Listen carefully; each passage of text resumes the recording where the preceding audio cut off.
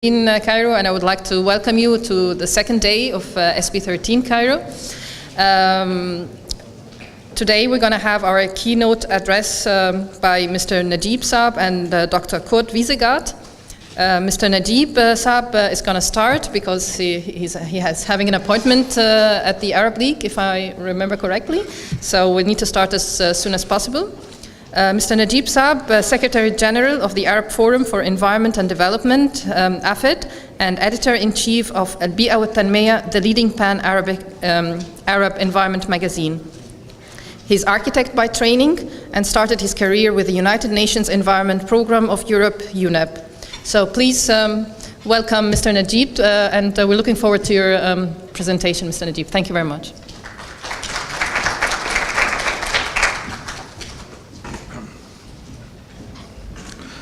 Thank you and good morning to all. We also organize conferences, and I always say the morning session has something good and bad. People are usually fresh and ready for the day. Some are sleepy, so the challenge for the first speaker is to wake them up. And the last session in the conference is also a big challenge. So in our conferences, we keep the most interesting thing, which is heated debate, to the last session to keep people staying until the end. So I'll try to wake you up and to have something interesting. Actually, I was invited to talk about one of two things, either sustainable energy or green economy. So I shall try to do both, because my organization, AFED, we produce an annual report about the state of Arab environment. And in 2010, our annual report was Green Economy in a Changing Arab World. In 2013, our report, which was released just last week in the United Arab Emirates, was on sustainable energy. So I'll try to tell you about both, because they are related, much related, sustainable energy and green economy. So, okay, this is summary of the report. You can download it. The report is available in English and Arabic. It is fresh, just produced. So from the AFED site, you can download this report. It has 8 chapters, and we think that the most important, not because it's better than the others, but the most comprehensive, which was not written about before in an objective way, is the chapter on the nuclear option. Because we could manage to have a study which doesn't say we are with or against it, but we put the facts and we say if you are ready. But the summary of the nuclear section is that before you claim that you want to be advanced technologically, if you go nuclear, have a hospital which can treat a hernia or appendix of your leaders locally, rather than going to Mayo Clinic or Germany. So now you say, how would I relate this to green economy and ecological footprint? In our AFED report, we say clearly that sustainable energy cannot be isolated from sustainable development, because I give you one example which we gave in the UAE, and good enough people did not feel offended, because we had a lot of experts from the region, from those countries who supported the idea. When you put your figures for demand on energy after 20 years, you put them based on the population, let's say. Let's take this. A country like the UAE has now 8.2 million people, only 900,000 of them are locals. Qatar has 1.8 million, 220,000 are local. Are they planning for the future to supply for the demand of those people of energy? Can the countries, can the ecological systems of those countries take that number of people? So you cannot plan for energy if you don't plan for the whole society and economy and your development targets. So what we were told, we have growth goals, and to achieve the growth goals, we have to have all those expatriates. We told them, well, then maybe you have to revisit your growth goals, because is your goal to build a building to supply shelter for people who need shelter, or you build buildings and then you search for people to occupy them because you need to achieve certain growth goals?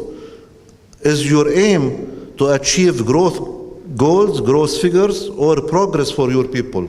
So you cannot plan energy sustainably if you cannot plan your overall development sustainably.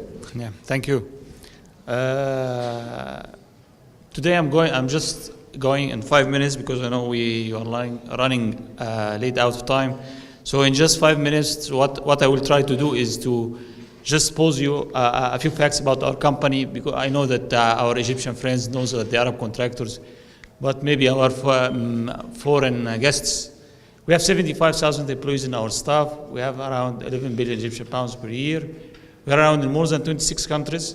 This is interesting. We work in housing, public buildings, bridges, roads, tunnels, etc.